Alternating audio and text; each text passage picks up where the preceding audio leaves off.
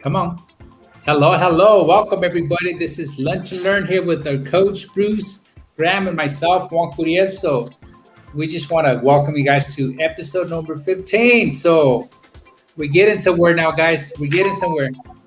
Thank you for Viva being, 15. thank you for being part of this Lunch and Learn here with us. And today we got the stick person finally for you guys, the introduction of the stick person.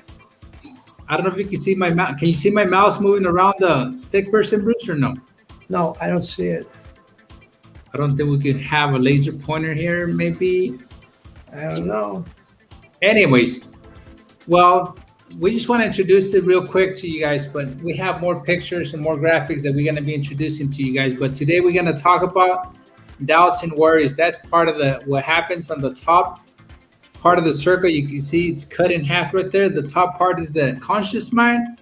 The second part is the subconscious mind. But today we're going to focus on the top part, which is the doubts and the worries. And I was telling Bruce before we came on, I think we should talk about the starting point. And to me, the starting point is like understanding who we are as individuals. If we can understand who we are as individuals, as human beings, then I think we can understand the rest of the stuff that comes to us. Bruce, really quick, what's your understanding of like gaining an understanding of ourselves? Well, looking at the stick figure, I like, what was this, Dr. Van Fleet or something? Thurman Fleet from San Antonio, Texas. Yeah, drew this. And he said, if I say hairbrush, you have some brain cells that have a memory of a hairbrush. But when we talk about the mind, nobody has any idea of the mind because nobody's seen the mind. Most of the time we think of the mind, you see a brain. But the brain is just the physical holding place for the mind. And he said, let me draw something. And for you viewers, what he drew was the top circle is our head or our mind. And he bifurcated it. He cut it in half with that horizontal line. And the top part of the circle is the conscious mind. The conscious mind, that's how we get all the signals from our senses. The see, hear, smell, taste, touch. And we have millions of signals floating around every day. We're just overwhelmed by signals. He says, that's how we get information. But what we do with the information, it's like when we choose something that we want to focus on, then we're putting that into our subconscious mind. And you see that with hypnosis, you see that with autosuggestion. Something that you want, you give yourself an autosuggestion, something that you're afraid of, maybe it makes it into your subconscious mind. So we're just these receivers. We're like receiving functions, but then we actually get to choose what we're going to put into our subconscious mind. It's the subconscious mind that will motivate the body to get into action. And Zig Ziglar, a great sales trainer, he used to say, people, buy on emotion and they rationalize on decisions. So I really believe that's what motivates us is we hear signals coming in and it's what we let in to our subconscious mind that actually drives our behavior. Anything you want to add to that one?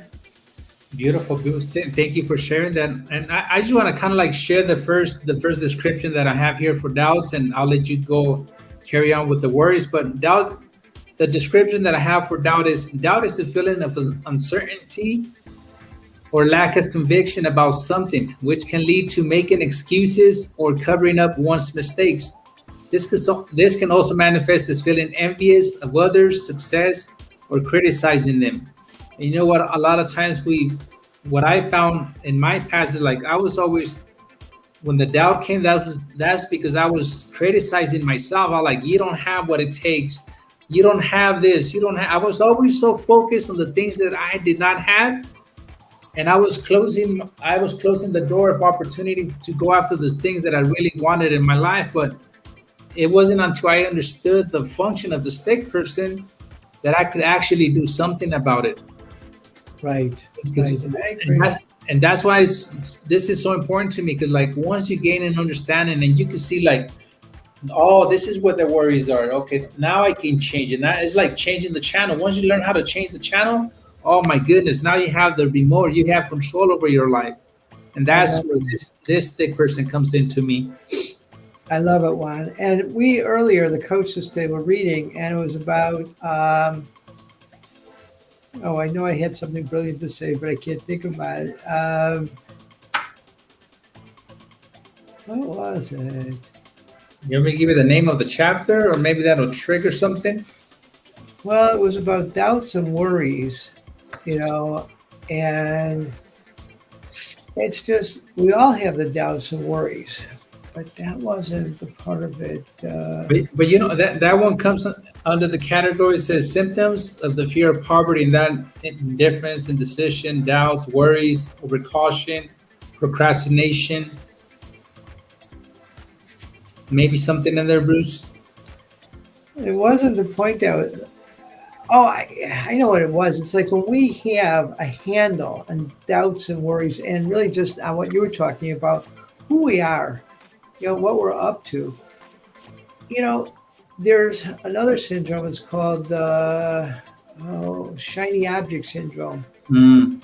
It's where you have an opportunity to make money over here, and then you see some other opportunity over there, and da da da. But when you get to a point where you really know yourself, then a new opportunity could present itself. You quickly evaluate it. Does that fit into what I'm really up to, my big why, my C-type goal? Or is that something that's just a minor distraction? And it only comes with experience. You know, it's like knowing who you are. And I think that's so phenomenal. Years ago, I quit smoking. And it was like 40 years ago. But I remember I had tried certain things to quit smoking. And back then, there were commercials that would show you somebody who was thin and haggard, and maybe they had a tracheotomy and stuff. And it was like, that was disgusting, but it didn't motivate me to quit smoking. But one day I picked up a little pamphlet. It was like a trifold pamphlet. It said, so you've thought about quitting smoking. It was the American Heart Association.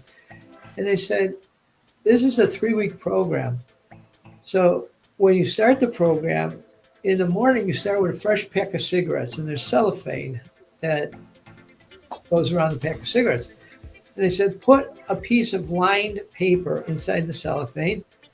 And every time you take a cigarette, you number it, and then you grade it. And one is for smokers. It was like, I had to have that. You know, and number 2 was, I really enjoyed that. And usually for me, that was after a meal. And 3 was, I wasn't even aware I was smoking it.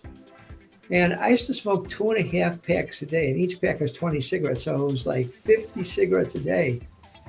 And I was like, I really got to quit, but I quit every night. But every morning I started again. I had the ashtray right next to my bed. Yeah. So it was becoming conscious. That was the big thing. So the first day I went from 50 cigarettes to 17 cigarettes. Just by being aware, I'm taking a cigarette out and I have to number it and then I have to grade it. It was like, wow. And I thought, if I go from 17 cigarettes, let's see what I can do tomorrow. So the next day I went to 13 cigarettes. Then I went to 11, then 7, then 7. And before the end of the first week, I was done. And I haven't smoked in 40 years. You know, so for me, becoming conscious of something, like knowing who you are and what you're up to, that makes all the difference in the world. And when it comes to doubts and worries, once you know who you are, the doubts and worries kind of melt away. That's absolutely true right there, Bruce. And I want to congratulate you for that you were able to overcome that addiction of smoking, and just kind of like, just I want to mention something about the shiny objects. And a lot of the times, sometimes we go after the shiny object because at the moment, at the present time, it makes more sense for me to go over. Like, I don't really care about who I am or nothing. I want to go for the shiny object. I want to go for the big bucks. And sometimes we can miss our purpose when we go after the shiny object. So be mindful, guys. Be mindful of everything that happens in life. I think the starting point is, first of all, understand who you are as an individual. Then everything else will come to you in due time. Right. But one, there's another expression. I love it. It's test the extremes to find the means. So If you got to pump up against the shiny object syndrome to find, no, that one's not for me, go for it. Mhm. I don't want you to have any regrets by the end of your life. Like if that might have been that thing for you, find out. Mhm. But the more you know yourself, the less you'll feel tempted if it's not really in line with what you're up to. Yes. So Yes. especially when you're young, go for it, try things out. Mhm. Beautiful, beautiful. Thank you for clearing that up, Bruce. And I think that's a very, very important point about it too. And that's why we here at the programs we teach people how to develop your intuition, and your intuition is gonna be like a superpower that's gonna help you define when those shiny objects come. You're gonna be able to define whether this is good for me or it's just maybe it's just a distraction, or maybe this is the thing that I need to go after. It's Right. your intuition. All right, my brother Juan, like I told you earlier, I actually have a hard stop. So thank you as all the time for the lunch and learn. I really gained so much from these. Well, thank you, Bruce, for being here with us, and thank you to the audience. And we'll see you guys back tomorrow. Thank you. Sounds good. Bye, guys. Bye bye.